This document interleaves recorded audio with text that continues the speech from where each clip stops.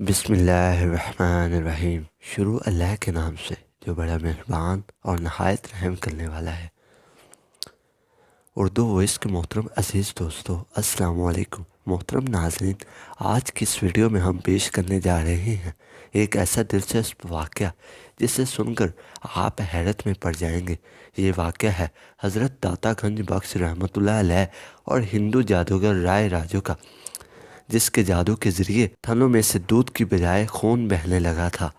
میرے پیارے دوستو، یہ واقعہ بہت ہی دلچسپ ہونے والا ہے، تو اس لیے اس ویڈیو کو اینڈ تک ضرور دیکھیں۔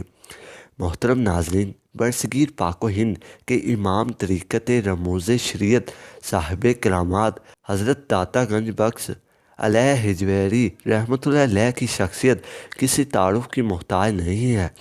آپ رحمۃ اللہ علیہ کا شمار اکابر اولیاء ہندوستان میں ہوتا ہے۔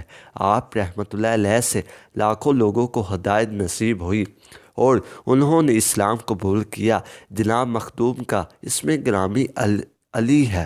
آپ کا خاندان اجمیر میں رہتا تھا، جو کہ غزنی سے بہت قریب ہونے کی وجہ سے اسی کا ایک محلہ ہی سمجھا جاتا تھا۔ غزنی افغانستان کا ایک مشہور شہر ہے۔ آپ کی پیدائش غالباً وہی ہوئی۔ اس کے بعد آپ کا خاندان جناب آ گیا۔ یہی وجہ ہے کہ جناب کو علی حجویری یا جلابی کہا جاتا ہے۔ جناب کے والد کا نام بھی عثمان جلابی مشہور ہے۔ آپ حسنی سید ہے۔ آپ رحمۃ اللہ علیہ کو بچپن ہی سے حصول علم کا بے حد شوق تھا۔ ابتدائی تعلیم و تربیت آپ کے نامور علمی مذاہب گھرانے میں ہوئی۔ بعد میں آپ رحمۃ اللہ علیہ نے اپنے وقت کے جید علماء کی خدمت ببرکت میں رہ کر فیض حاصل کیا۔ حضور اکرم صلی اللہ علیہ وآلہ وسلم کی حدیث مبارکہ ہے کہ علم حاصل کرو چاہے تمہیں چین ہی کیوں نہ جانا پڑے۔ اس حدیث پر عمل کرتے ہوئے حصول علم کے لیے بغداد، فارس، متاع کوہستان، آذربائیجان اور قبرستان کا سفر اختیار کیا۔ وہاں کے مشہور علماء کرام سے فیض یاب ہوئے، جس کے بعد آپ کو تفسیر، حدیث و فقہ پر عبور حاصل ہو گیا۔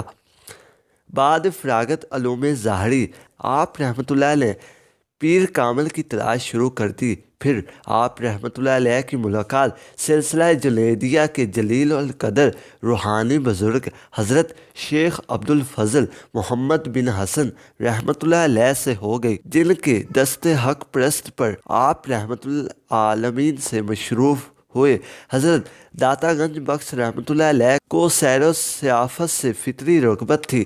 حیات مبارکہ کا بیشتر حصہ مختلف ممالک میں بسر کیا۔ ایک دن حضرت داتا گنج بخش رحمۃ اللہ علیہ کو عالم رویہ سے بشارت دی گئی کہ تم کو لاہور کا قطب بنایا گیا ہے، لاہور کو تمہارے سپرد کیا گیا ہے، تم لاہور چلے جاؤ۔ حسب حکام آپ رحمۃ اللہ علیہ اپنے وطن غزنی کو خیر آباد کہہ کر لاہور تشریف لے گئے۔ جب آپ رحمۃ اللہ علیہ نے لاہور میں قیام فرمایا، اپنی جاب قامت کے قریب ایک مسجد تعمیر کروائی اور وہیں رہنے لگے۔ اس علاقے میں رائے راجو ایک بہت بڑا ہندو جادوگر رہتا تھا۔ لوگ اسے اپنے جانوروں کا دودھ دیا کرتے تھے، اور اگر اسے کوئی اپنے جانوروں کا دودھ کا نذرانہ نہ دیتا تو وہ اس کے جانوروں پر ایسا جادو کرتا کہ جانوروں کے تھنوں سے دودھ کی بجائے خون نکلنے لگتا۔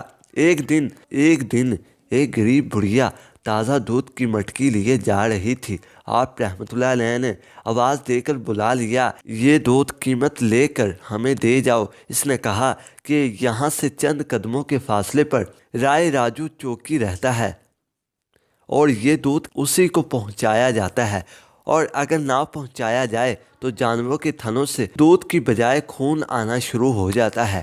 آپ رحمۃ اللہ علیہ نے تبسم فرما کر کہا کہ یہ دودھ ہمیں دی جاؤ تو تمہاری گائے کے دودھ میں اللہ تعالیٰ اضافہ کر دے گا۔ اس پر اس نے وہ دودھ آپ کی خدمت میں پیش کر دیا۔ آپ نے اس میں سے بقدر ضرورت نوش فرما کر باقی دریا میں پھینکوا دیا۔ بڑھیا نے گھر جا کر جب شام کے وقت دودھ دھونا شروع کیا تو گھر کے تمام برتن بھر گئے، اور دودھ تھا کہ کسی طرح تھنوں سے ختم ہی نہیں ہوتا تھا۔ جب اس بات کی خبر اس کے ہمسایہ دیہاتوں کو ہوئی تو دوسرے ہی دن وہ بھی اپنے اپنے دودھ کے مٹکیاں لے کر آپ کے حضور میں حاضر ہوئے۔ ہر ایک کی مٹکی میں سے تھوڑا سا دودھ لیتے اور باقی دریا میں پھینکواتے۔ اسی طرح ان سب کے مویشیوں کے دودھ میں افزائش ہوتی چلی گئی اور تمام گرد نواسے دھڑا دھڑ دودھ آنے لگا۔ آپ لوگوں نے راہ راجو جوگی کے پاس جانا چھوڑ دیا۔ جب اس جادو کو اس بات کا علم ہوا تو وہ آپ رحمۃ اللہ علیہ کے پاس آیا اور کہا کہ تم نے ہمارا دودھ تو بند کروا دیا ہے، اب کوئی اور کمال بھی دکھاؤ۔ شوقتاً آگن نہیں بلکہ اللہ کا ایک عاجز بندہ ہوں، اگر تم میں کوئی کمال ہے تو تم دکھاؤ۔ چنانچہ اس نے اپنے کئی کرشمے دکھائے، جن میں سے آخری یہ تھا کہ وہ ہوا میں اڑنے لگا۔ آپ رحمۃ اللہ علیہ نے اپنا نالین اس کی طرف پھینکا جو ہوا میں اڑنے لگا، جو ہوا میں اڑتے ہوئے اس کے سر پر زور زور سے لگنے لگا اور اس کو زمین پہ لے آئے۔ نتیجہ یہ ہوا کہ وہ زمین پر واپس آ کر آپ کی خدمت میں پہنچا اور آپ کی ہی دست مبارک پر اسلام قبول کیا اور آپ ہی کے ساتھ رہنے لگا۔ چنانچہ آپ نے اس کو شیخ ہندی کا خطاب دیا اور اس کے روحانی تربیت فرمانے لگے۔ وہ بھی آخری دم تک آپ کے نہایت ہی مخلص مریدوں میں شامل رہا اور اب اس کی اولاد ہی حضرت کی روضہ مبارک کی مجاورت کر رہی ہے۔ تو میرے پیارے دوستو، ہم امید کرتے ہیں کہ آج کی یہ ویڈیو آپ کو بہت پسند آئی ہوگی۔ اللہ تعالیٰ سے دعا ہے کہ اللہ تعالیٰ ہم سب کو اپنے حفظ و ایمان میں رکھے۔ آمین ثم آمین۔